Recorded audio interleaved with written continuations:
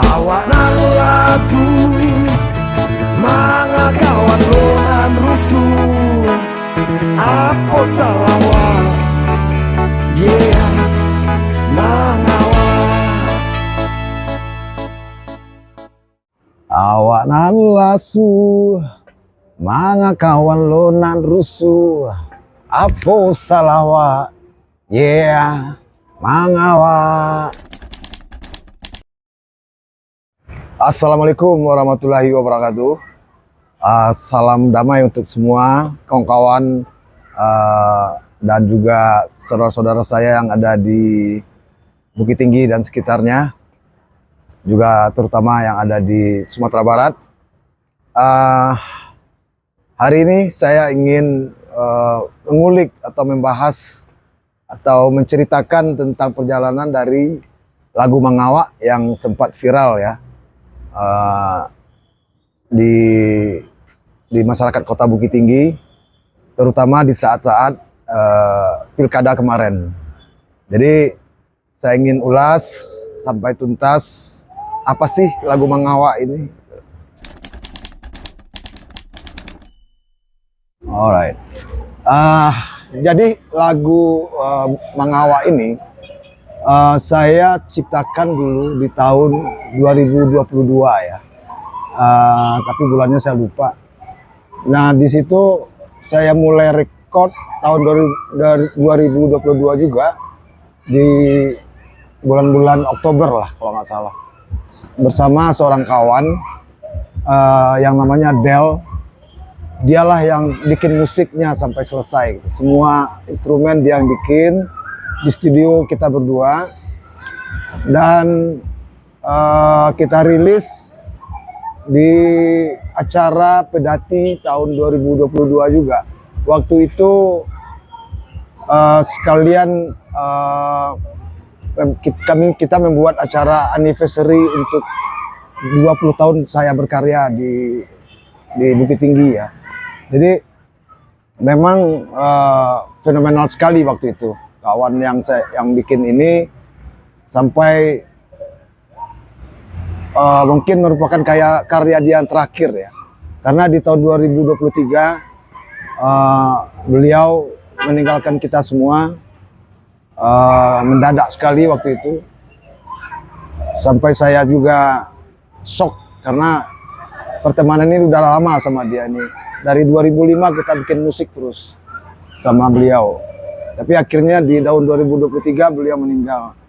Nah lagu Mangawa ini merupakan karya terakhir beliau. Ada sekitar 7 lagu atau 8 lagu ya kita bikin berdua di studio yang kita bikin. Nah di saat-saat beliau sebelum meninggal, memang ada beliau berpesan, ini lagu kolok nih kayak katanya. Kolok lagu ini katanya. Jadi maksudnya kolok itu kalau di bahasa kita di sini kayak bintangnya lah. Dari banyak lagu yang dia bikin, inilah koloknya. Waktu itu saya nggak ngeh ya. Tapi mungkin itu tanda-tanda dia pergi meninggalkan karena nggak ada lagi yang dia bikin untuk saya musiknya. Nah, itu kisah yang Mangawa ini memang benar-benar apa ya? Bersejarah sekali lah sama saya, penuh dengan suka dukanya dengan beliau. Dan kita sampai buat musik itu begadang terus sampai lagu ini selesai juga dengan pola yang sama.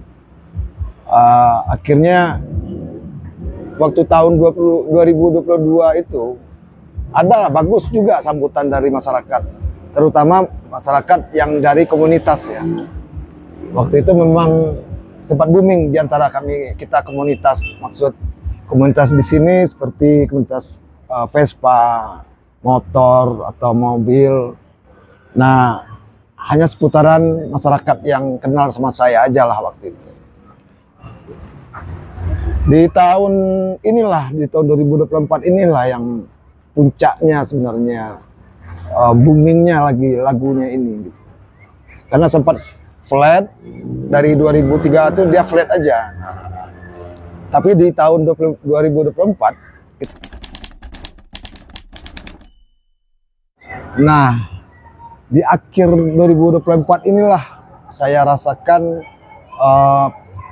puncak atau boomingnya lagu ini ya. Atau awal dari viralnya lagu ini saya nggak tahu ke depannya. Tapi di akhir 24 ini, karena sejak lagu ini dipakai oleh salah seorang kandidat dalam pencalonan wali kota di Bukit Tinggi yang bernama Bang Wako. Nah, beliau memakai lagu ini karena bertepatan dengan jorgan kampanye beliau itu Riang Gembira gitu. Jadi beliau bilang ini lagunya cocok buat joget-joget nih Om, Riang Gembira nih. Oke, silakan dipakai gitu. Nah, jadi beliau melakukan belusukan kemana saja di Bukit Tinggi ini, pertemuan, sosialisasi, lalu memakai lagu ini buat menggembirakan para relawannya gitu, para supporternya. Nah, di akhir-akhir setelah fenomena ini jalan, waktu pilkada pemilihannya hari H-nya, dan di saat itu juga saya tahu Bapak Emma Safar kalah dalam quick count, dan dengan suasana diam ya, ini buat bisa di tempat di Majuang itu saya ada di sana gitu. Cuman di jam 9 malam ada adik-adik yang memperlihatkan pada saya video dari Riang Gembiranya juga kemenangan di 04 atau di kandidat yang di atas nama Bapak Ramlan. Nah, saya juga kaget lah, kok balik lagi ke sini lagunya gitu. Karena lagu Mangawa ini memang identik di 03 ya. Tapi waktu itu di acara dia kemenangan Bapak ini 04, malah di situ saya lihat kegembiraan yang luar biasa dari pendukung beliau. Mungkin maksudnya tanda petik ya, saya nggak tahu. Tapi saya positif aja malam itu mereka bergembira dengan lagu saya gitu. Sampai saya bilang ucapan terima kasih di Facebook waktu itu kepada para pendukung Pak Ramlan telah memakai lagu saya. Berarti mereka sangat menyukai juga gitu. Dan hafal gitu, dengan lirik-liriknya. Setelah kejadian itu, besoknya, berapa hari berikutnya, sampai 3 hari, saya dengar ada kawan-kawan yang bilang sama saya, berikan informasi bahwa lagu itu sudah dijadikan semacam ledekan, ejekan gitu, kepada yang kalah. Nah, jadi saya juga prihatin di situ ya, karena saya tidak berpikir kondisi ini akan balik lagi ke 03 gitu.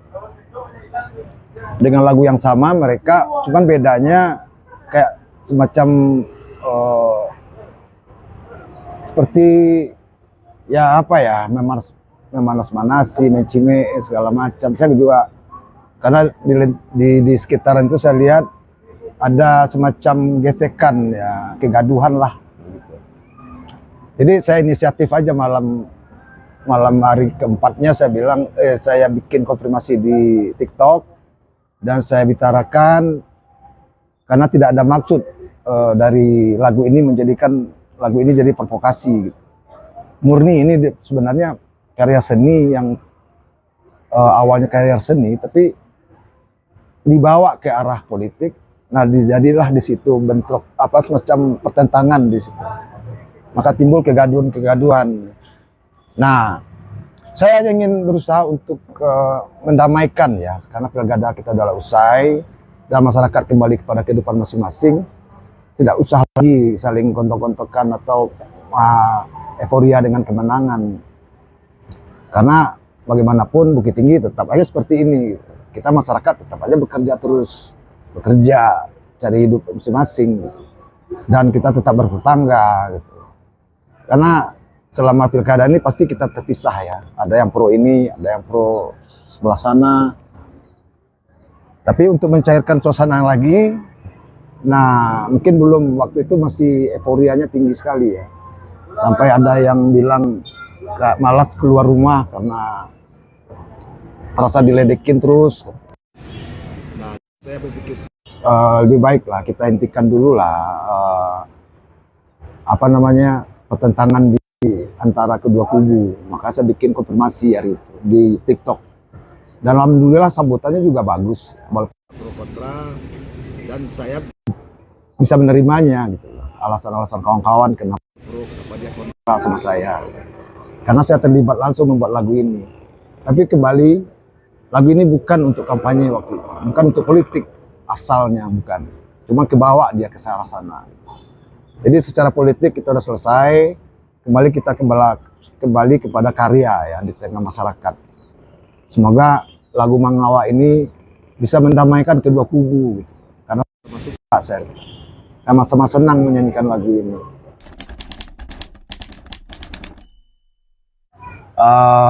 Kembali kepada cerita kita tadi tentang inspirasi ya. Inspirasi dari lagu ini sebenarnya dari kehidupan kita, kehidupan sosial, kehidupan ekonomi, kehidupan berkampung. Saya sering dengar kisah tentang susah senangnya kehidupan ya. Ada yang susah, ada yang senang, ada yang lasuh, ada yang rusuh dengan masalah-masalah kehidupan. Jadi saya kemas ya waktu itu menjadi sebuah lagu gitu. Tapi awal perjalanan lagu ini sebenarnya kisahnya adalah dari inspirasi beberapa orang kawan yang punya kisah. Di antara mereka ini dulunya bersama-sama terus gitu. Tapi ada masanya pertemanan itu bubar gara-gara yang satunya pergi meninggalkan grup tadi ya. Nah saat dia pergi, nah yang ditinggal ini malah menceritakan tentang kawan-kawan yang pergi ini, tentang ya namanya juga tempat kongko-kongko, ngobrol-ngobrol ngalor ngidul. Ya ada yang cerita tentang jeleknya kawan, begini. Jadi pas di saat itu saya juga ada di sana gitu berapa kali. Tetap ceritanya sama gitu. Jadi saya bilang sama mereka, kalian ngapain rusuh? Orang yang lasuh kok. Nah dari situ saya bilang, saya mau bikin lagu buat kalian. Nah itulah awalnya lagu ini dengan membuat menggali lagi ya, apa sih yang terjadi di tengah masyarakat kita sekarang. Nah, dari lirik yang saya bikin di belakangnya, atau di dalam isiannya, sebenarnya kan ada lirik yang, lirik yang bilang, batu-bitubi kisah hidup dijalani. Gitu. Kadang lasuah, kadang marusuah. Nah, itulah gambarannya kehidupan yang kita jalani ya. Jadi ada banyak masalah yang kita lalui setiap hari dalam hidup kita gitu. Baik yang hidup berkeluarga, hidup membujang, hidup menjanda, menduda, segala macam. Tapi tetap menjadi bahan omongan bagi orang gitu. Nah, itulah makanya ada lirik tadi itu.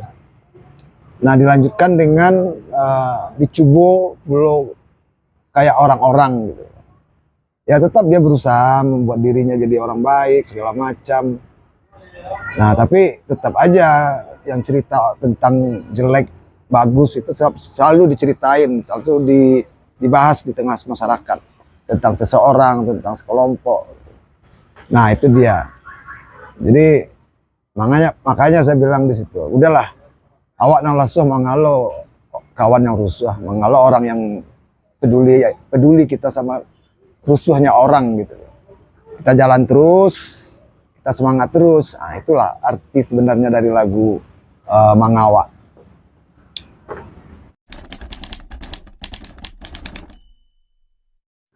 Oke, kawan-kawan dan juga saudara-saudara saya yang di Bukit Tinggi atau di mana saja, sekianlah cerita atau kulikan dari lagu Mangawa serta prosesnya sampai kejadian sekarang.